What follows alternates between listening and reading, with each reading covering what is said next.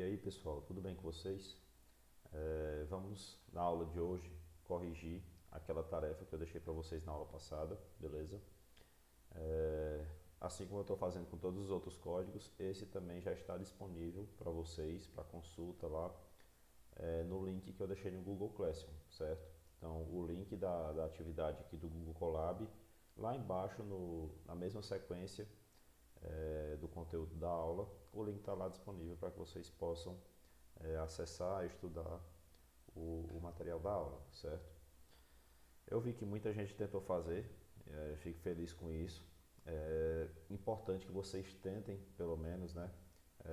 Mais importante vocês tentarem fazer por conta própria do que copiar. Alguns alunos me procuraram pedindo ajuda para tentar resolver e eu ajudei da maneira que eu pude e expliquei que na aula eu iria apresentar a solução, né? E eu espero que continuem fazendo isso nas próximas aulas, continuem tentando fazer.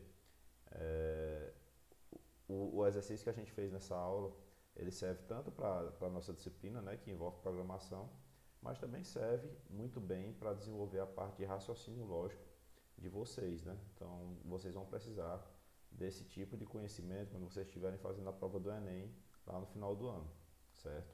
Então, isso vai facilitar para vocês lá, tanto quando vocês estiverem resolvendo questões de matemática, por exemplo, como de outras disciplinas, desenvolver a parte de raciocínio lógico, né? Então vamos lá, vamos para a resolução. A primeira questão, que foi que eu pedi para vocês, né?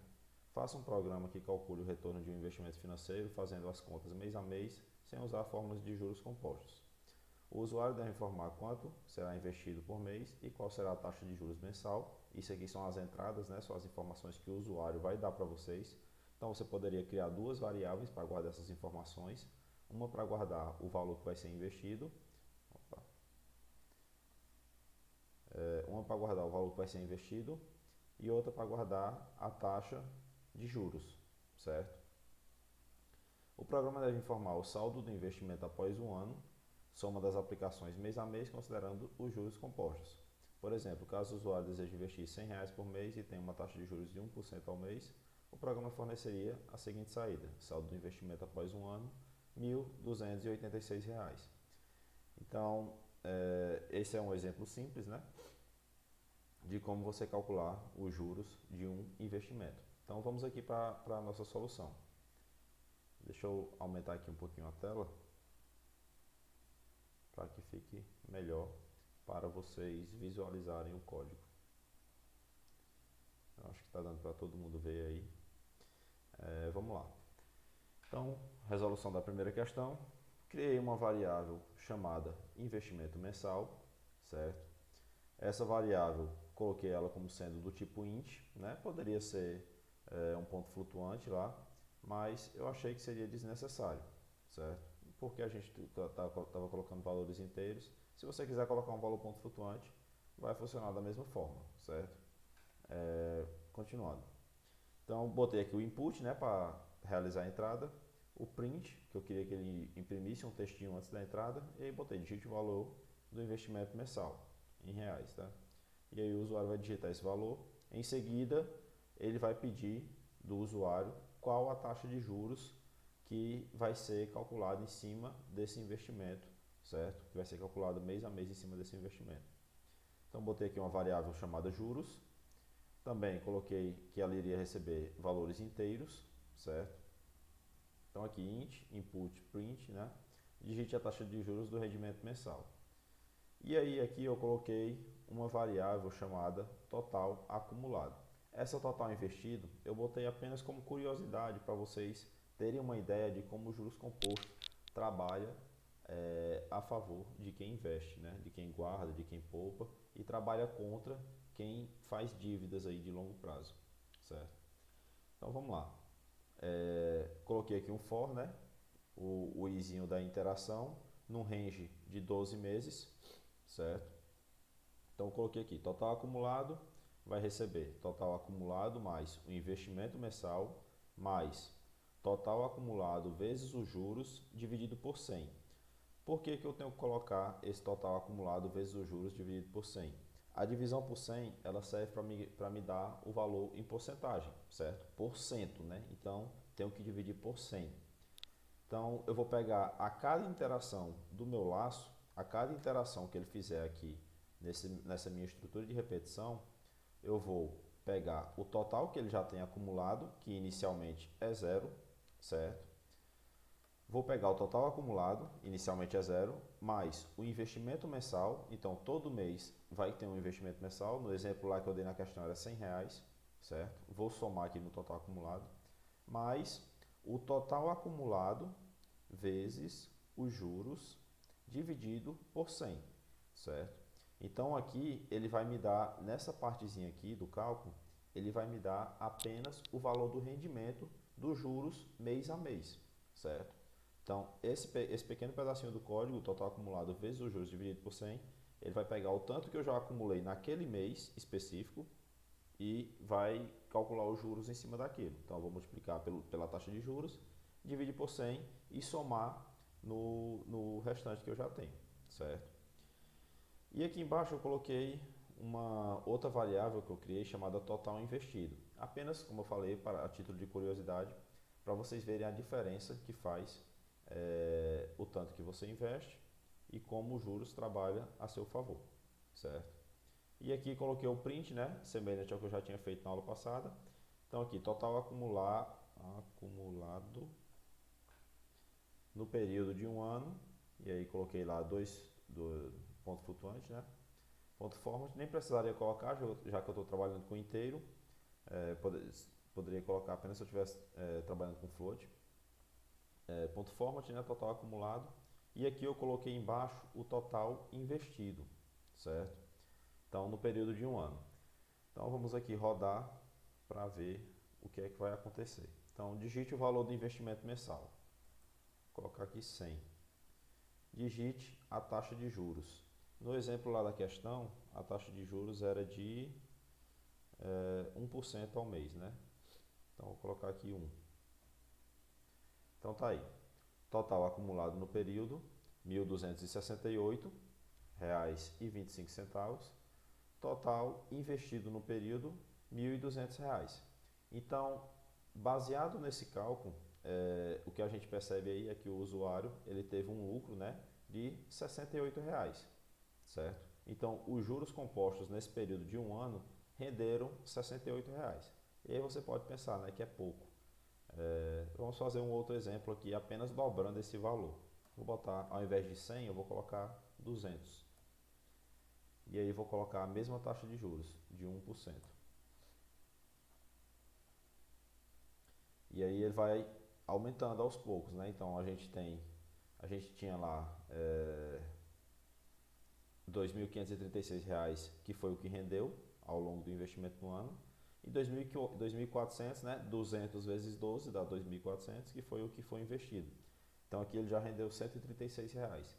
Conforme você for aumentando o valor que você vai ter, que você vai conseguir investir, maior vai ser o cálculo aí dos juros compostos em cima desse valor, certo? Espero que tenham entendido aí a resolução. Vamos partir aqui para a nossa segunda questão. A segunda questão, eu pedi que vocês fizessem um programa para listar todos os divisores de um número e dizer se o número é primo ou não, né? Eu coloquei apenas se ele fosse primo ali, mas aí na resolução aqui eu acabei colocando também para se não for primo. Então, criei uma variávelzinha num, que é a variável que vai receber o número digitado pelo usuário. Coloquei aqui que é um número inteiro, certo? O nosso input, né, para solicitar a entrada do usuário, e o print, digite um número. E aí eu criei uma outra variável aqui chamada cont divisores. Essa é uma solução. É a única solução possível? Não, tem várias diferentes. Inclusive eu recebi algumas que vocês me enviaram aí que são bem diferentes dessa, certo? É apenas um exemplo de como resolver. Então eu criei uma variável cont divisores. Para que eu criei essa variável? Porque eu sei que o número primo ele só é divisível por 1 e por ele mesmo. Então ele tem quantos divisores? Apenas 2. Certo? Então eu sei que todo número primo ele só tem dois divisores, que é 1 e ele mesmo, ok? Então criei essa variável cont divisores para contar quantos divisores o número digitado pelo usuário possui, certo? E aí fiz aqui minha estrutura de repetição, né? O meu laço. Então o nosso i, né? Dentro do range que vai começar em 1, certo? Por que eu quero que ele comece em 1? Porque eu não quero que ele faça a divisão por 0, certo? Aqui dentro eu utilizo o meu i, e eu não quero que ele faça a divisão por 0.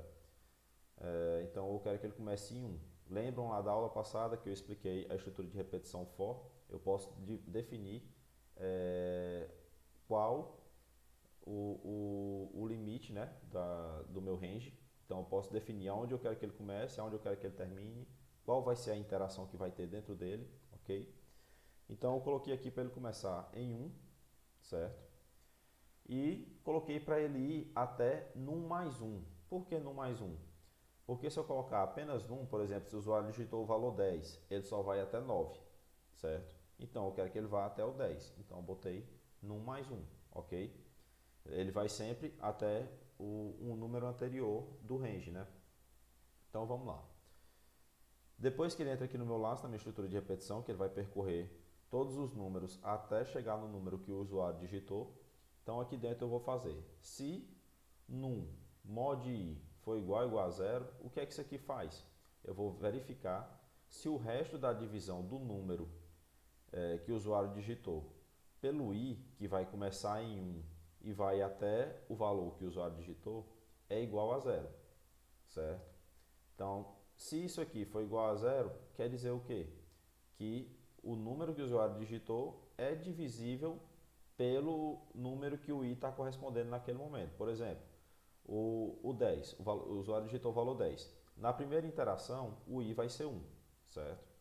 10 dividido por 10 mod 1 é igual a 0? É, certo? Então ele vai imprimir o meu 1 aqui. Aí ele vai lá para a interação.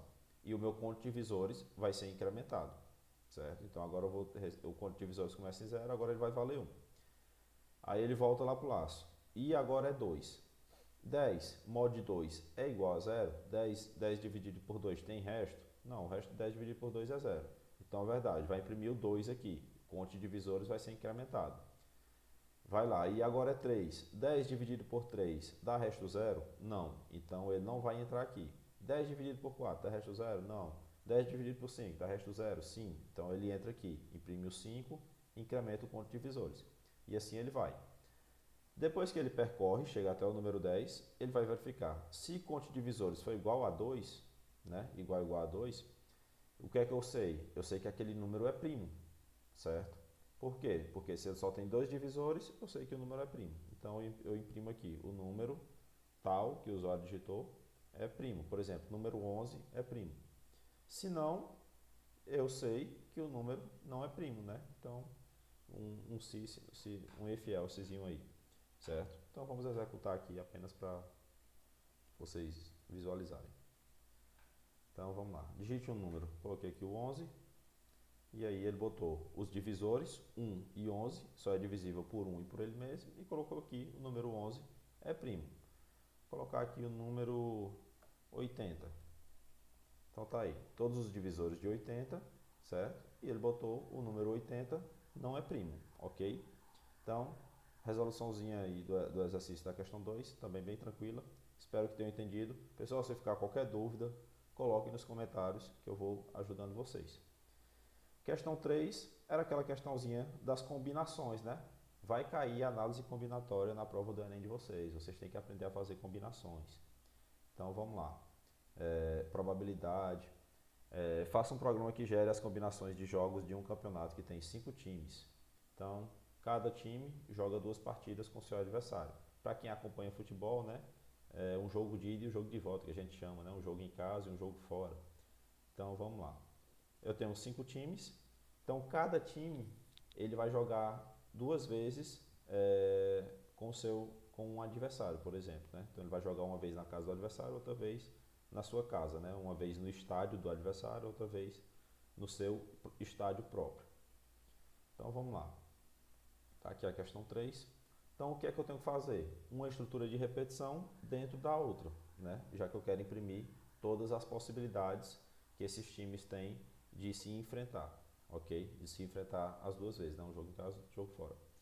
Então, para time 1, dentro, né, do nosso range aqui, e aqui o meu range eu coloquei os times, né? Os 5 times, certo?